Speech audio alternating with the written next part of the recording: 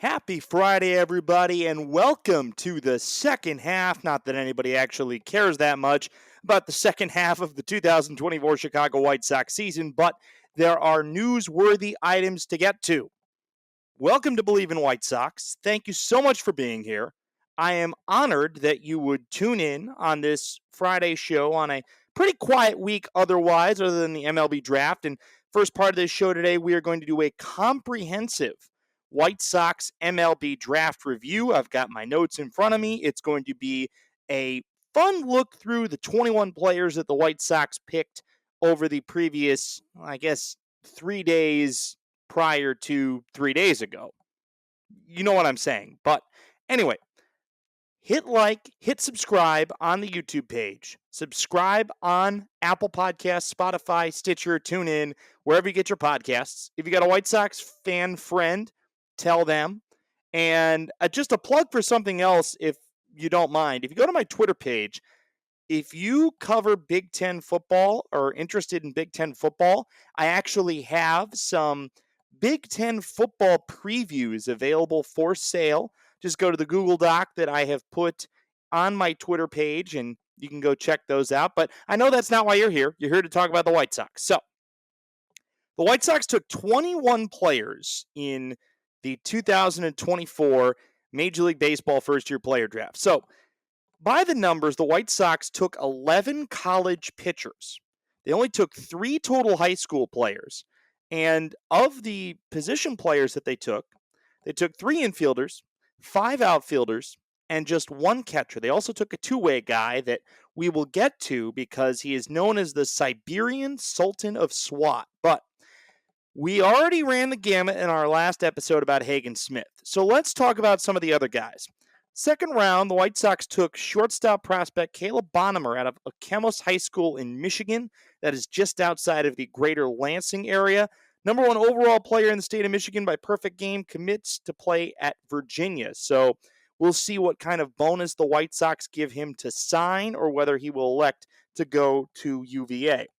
Their compensation B-round pick is left-hander Blake Larson. He's an IMG Academy guy. He was the number 7 overall left-handed pitcher in this year's high school class by perfect game, and he is currently committed to play at TCU. So, interesting that the White Sox take Hagen Smith with their first-round pick, a guy that could probably be in the big leagues later this year if they wanted him to. They probably won't, but will probably project to be in the big league rotation by the end of the 2025 season, is what I was hearing Josh Nelson of Sox Machine say a little bit earlier today on the Bernstein and Holmes show. So, or I should say yesterday, but anyways. Then the White Sox start to get into their run on college position players. But to give a little analysis in terms of why they took the high school guys early, maybe they figure that if they take these high school guys a little earlier, maybe that they can sign some of them under slot and develop them. Although it'll be curious to see, especially from what I'm reading on Caleb Bonnemer, if he is going to end up actually signing with the White Sox or whether he will honor his commitment to go play at Virginia. So Virginia is a program that produces a lot of high-level talent, and my guess is if he develops the way that people think he might develop, then there's certainly the possibility that he ends up with a much higher value when he's eligible again after the 2027 collegiate season. So the third round pick is a guy that I really like, switch hitter Nick McLean out of Arizona State. Now, the McLean name is synonymous with baseball. He is the younger brother of former first-round pick and current Cincinnati Reds infielder Matt McLean. Now, Nick McLean started at UCLA just like his older brother Matt, but he didn't really play at all in 2022, transferred to Arizona State to play for a guy that is good at nurturing hitters in Willie Bloomquist, missed the first half of the 2023 season after he was recovering from a hand injury. He was great this past year. Hit .342 with 12 homers and 54 RBI and 180 at-bats. He had a .457 on-base percentage. So a guy like Nick McLean, he's an outfielder. The White Sox need outfield depth in the minor leagues. He's a guy that I think could be a big league hitter by the beginning of the 2026 season. I think the development curve, and there's always a development curve with these guys, but I think that facing the type of pitching he did in the Pac-12 And given the lineage that he comes from, the type of talent that he has, I don't think the development curve is as big with him. Plus, being a switch hitter with power is certainly a plus tool. So I really like the Nick McLean pick. Their fourth rounder is outfielder Casey Sauke from Virginia. He had a really good year in 2024, 344 average with 14 homers and 65 runs batted in. In 3 years at Virginia, he hit 332 in 180 games. That's almost 700 at bats. So the guy that basically played over 55 games each of his 3 years at UVA hits for that high of a career average. Good pop. Certainly somebody that as a junior could leverage the signing bonus in the fourth round. And here's the one thing about the MLB draft process that I think is a little bit messed up when I look at it from somebody that was always following these drafts when I was working in the minor leagues, is that he's the type of guy that could go back to college. But the problem is that his only leverage is going to be this year. Senior signs don't have leverage. Guys that are drafted as seniors, they may be the talent of a second or third round pick, but they're not taken until later because what are they going to do? They don't have any negotiation leverage on their signing bonus. That's why so many guys come out after their junior year, because that's the only time that they have negotiation leverage on their signing bonus. And the signing bonus for a lot of these guys compared to what the minor league salary is a lot more than they'll ever make in terms of their monthly salary as a minor league player. Really, the only time, and for those watching on video, I'm sorry, I got a little bit of itch in my eye today. So sincere apologies about that. But that's where the leverage comes from in the negotiation process. We move on to the fifth round, the first infielder at the collegiate level that the White Sox take. And again, I wanted them to take J.J. Weatherholt. They didn't do that, but they end up taking Sam Antonacci, I should say, a shortstop out of Coastal Carolina. He only played 1 year at Coastal, hit 367 this past year, 6 homers, 47 runs batted in. This guy is an on-base machine, though. He draws a lot of walks, gets hit by pitches. He had a 523 OBP, stole 15 bases this past year. He was the JUCO D2 Player of the Year nationally in 2023 at Heartland Community College. He hit 515 in 62 games there last year. So this is somebody that's proven that he can hit. Maybe not hit for power, but certainly somebody that you can get into the organization and see how he develops. And again, given the White Sox questionable depth in terms of middle infield talent in the minor leagues, I think this is somebody that you can do a lot with. Also worth noting, Coastal Carolina, same program as Zach Remillard, a now former White Sox infielder. The only catcher that the Sox took in this draft was Jackson Appel out of Texas A&M. In his super senior season, he hit 331 in 65 games, had a 422 on base percentage, 10 homers, 41 driven in. It was his grad year because he actually played collegiately at Penn for his first 4 years. Now, the Ivy League basically canceled the majority of their baseball season in 2021. They got canceled in COVID like everybody else in 2020 after the 20-game span before the pandemic hit. The thing that's interesting about the Ivy League is that while the NCAA gave the blanket COVID waiver for everybody to get an extra year, the Ivy League didn't do that. However, what I mean by that is essentially, and this is always hard to explain, if I were given a blanket COVID waiver and I am an Ivy League athlete and I played 4 years, whether one of them was a pandemic year or not, for an Ivy League school, I would not be eligible to play in the Ivy League at fifth year, but I'd be eligible to go play anywhere else. So that's what Jackson Appel did. And he only played 15 combined games in his first 2 years at Penn. So this is somebody that didn't get to play a lot of collegiate baseball in his first few years as a college athlete. So Interesting to see, given the White Sox uncertainty at catcher moving forward organizationally. We'll be curious to see how he develops, but I'm glad that the White Sox did take a catcher inside the top 10 rounds. This is where a lot of the draft gets interesting for the Sox. The seventh round, they took a college reliever, right-hander Phil Fox out of Pitt. Phil Fox, and so I'm always of the thought that you don't draft pure college relievers unless they have electric stuff, because you'd rather take college starters and make them relievers because they have the experience of being a starter. But Phil Fox is certainly somebody, and you look at his numbers from this past year. In 36 and two-thirds innings, spanning 23 appearances, he had a 1.47 ERA.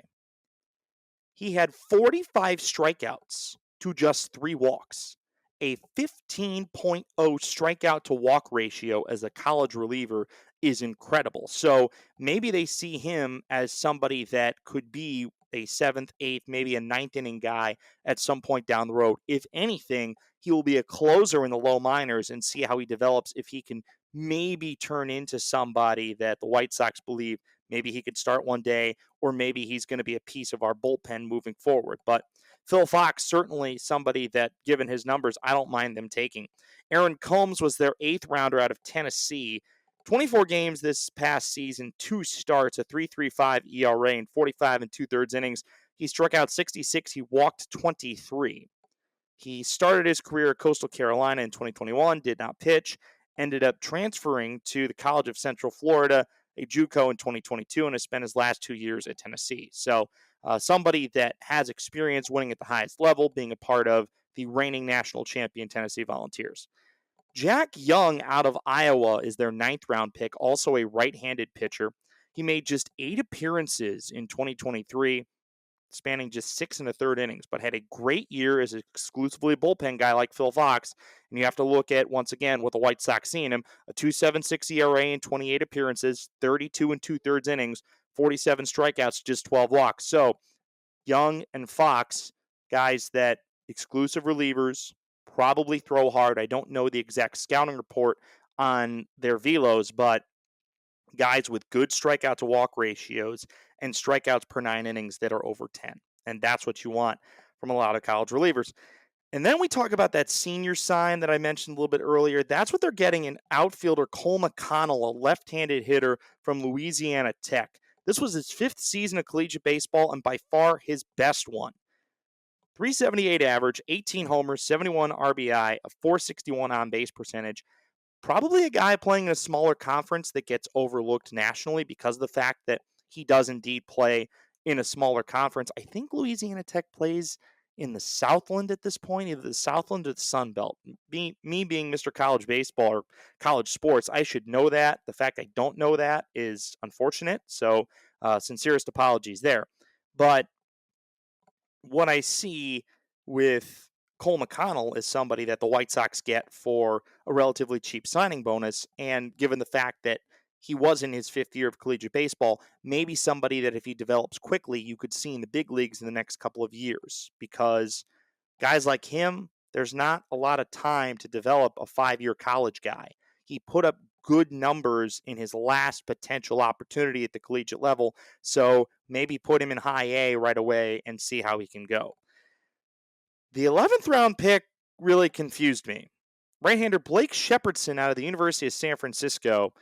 He had an ERA over 7 in his 1 year of Division I baseball. He played his first 2 years at Division II Regis just outside of Denver in Colorado. But he stands at 6'5", 220, so there must be some intangibles there that the White Sox must like. 12th round, Nathan Archer, a left-handed hitting outfielder out of Bowling Green University. He's the first Bowling Green player drafted in any round by any team since 2015. So it's been almost 10 years since a player from the Bowling Green baseball program got drafted. He had a solid year this past year, 300 average, 18 homers, 64 runs batted in. Another mystery pick, 13th rounder, right-hander Pierce George out of Alabama. Started his collegiate career at Texas. It lists him as a junior, but there's no stats on him from 2022. Didn't indicate whether or not he was a redshirt or not. pitched only 2 innings at Texas in 2023, transfers to Alabama, had a minimal year ERA of like 4.34. Forgot to write the ERA down on here, but it doesn't matter.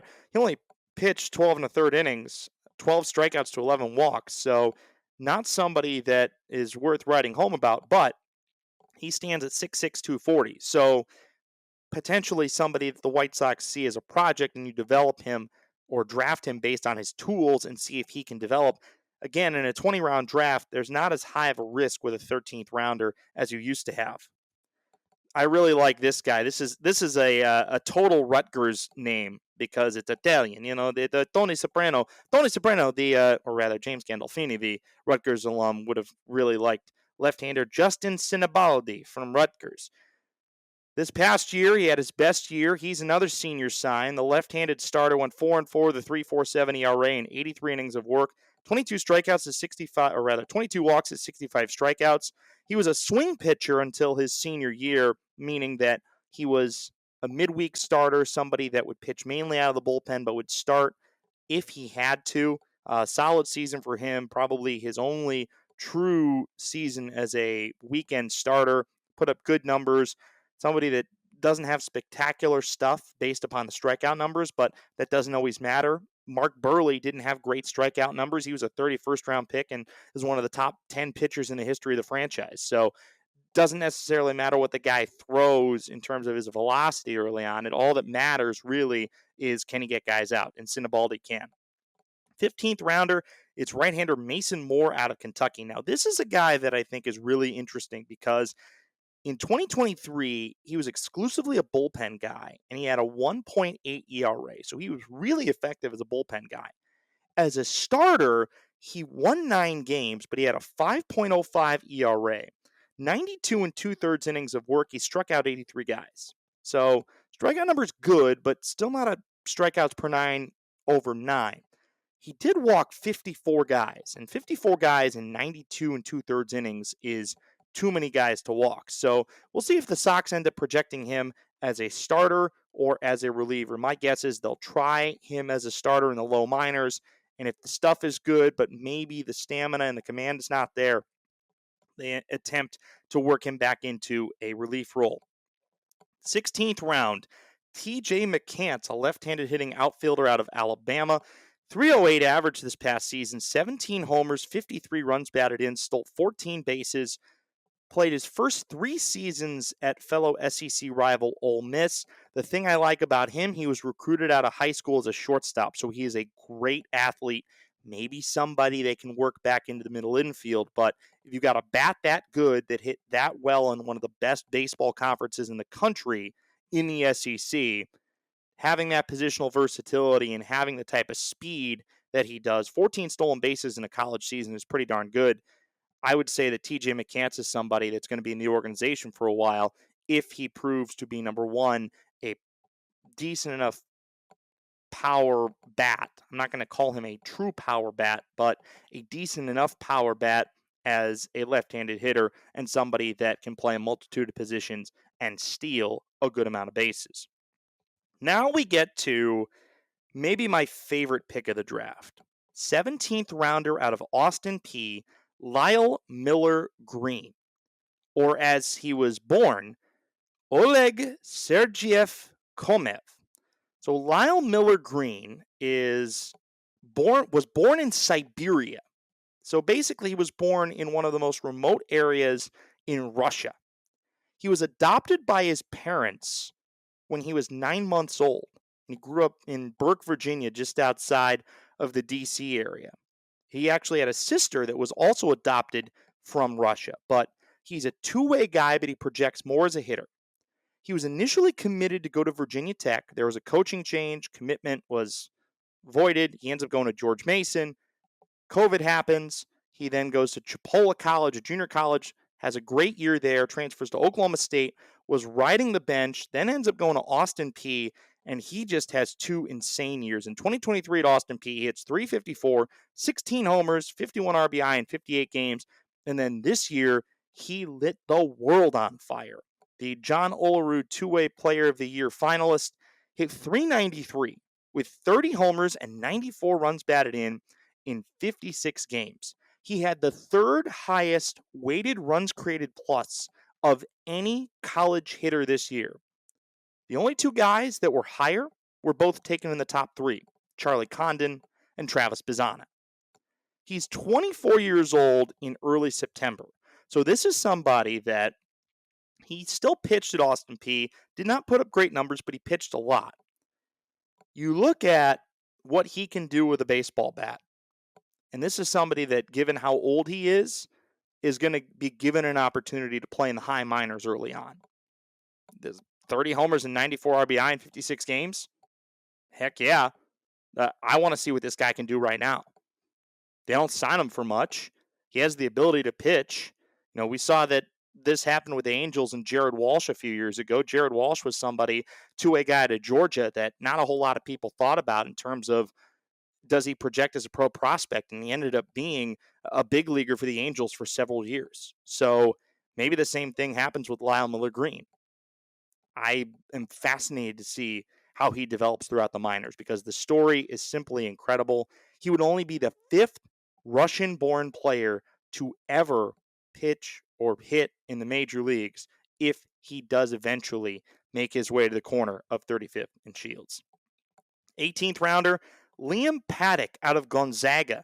This is another guy that you draft based on potential. 65 strikeouts in 55 innings of work this year.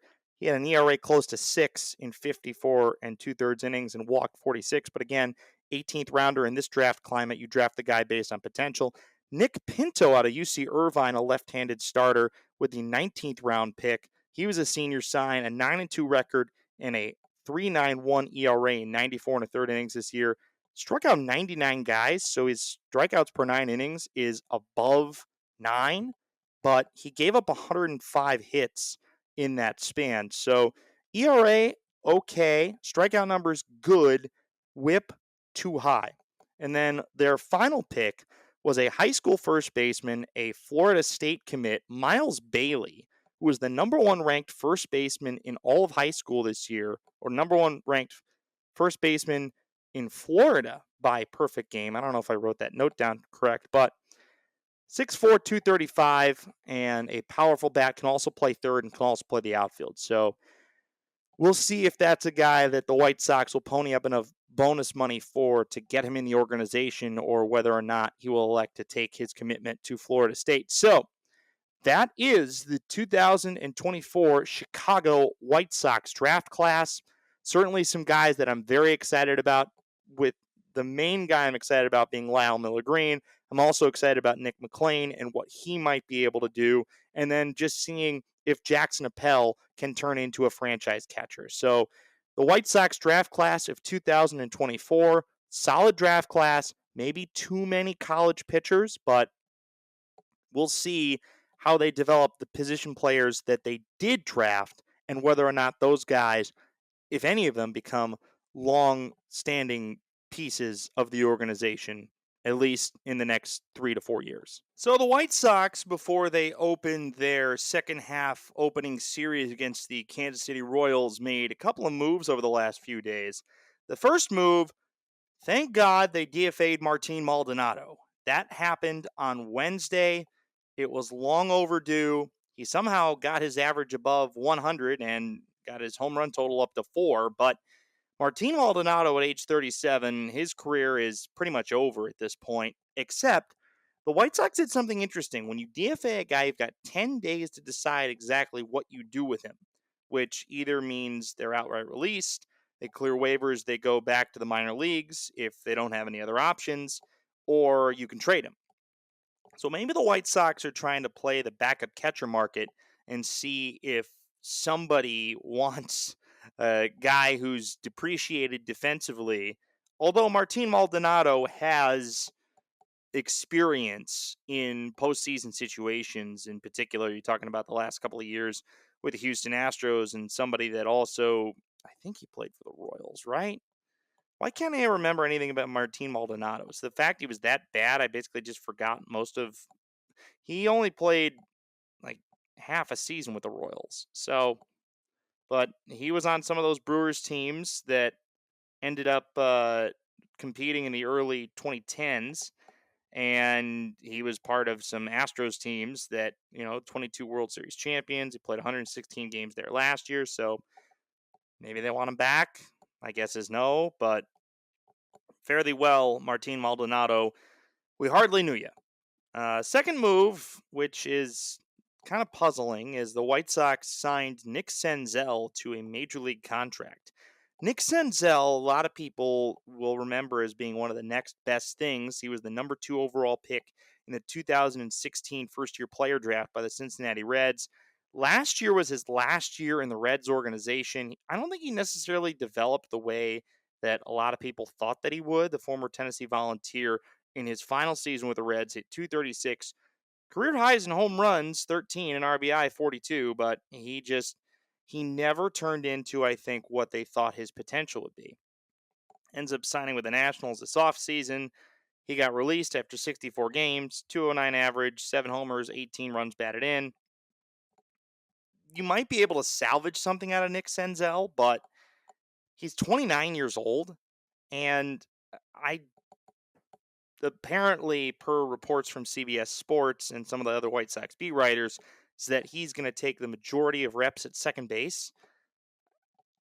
I don't understand what this move does for you, because it's not like you can build up his trade value. You signed him to a 1-year contract. I mean, that 1-year contract ends up being until the end of the year. So maybe you think he's somebody that you can keep in your organization next year and you want to revive his potential based on what he was as a prospect.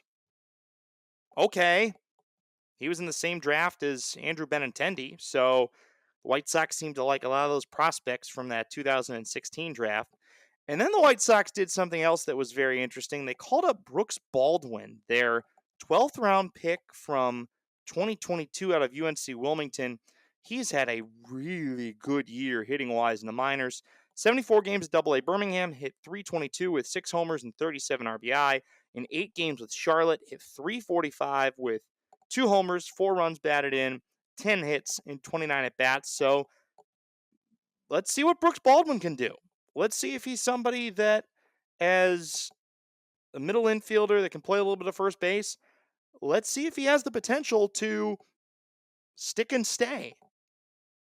I'd love to see somebody of his age be able to find their footing in the major leagues at this point.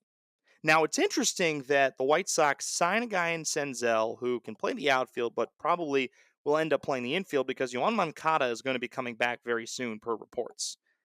But again, I don't know what the point is at this point of Yoan Moncada getting reps, because he's not going to be a part of this organization by the end of next year.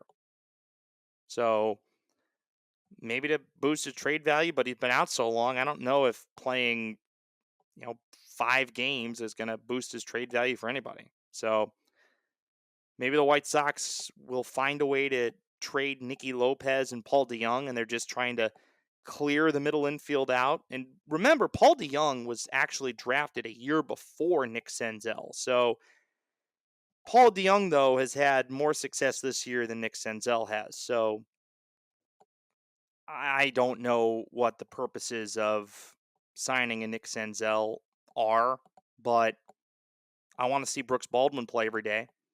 Lenine Sosa got optioned down to AAA in the corresponding move that brought up Brooks Baldwin, and I think a lot of the people that wanted to see if Lenine Sosa could be a franchise middle infielder, I think, unfortunately, the White Sox have made the determination that for now he's not, but I'd like to see him a part of the big league roster at some point again in the near future, and maybe give him the consistent at-bats to where they say he can be on our team. He can be a part of this team moving forward. So that's my opinion on that.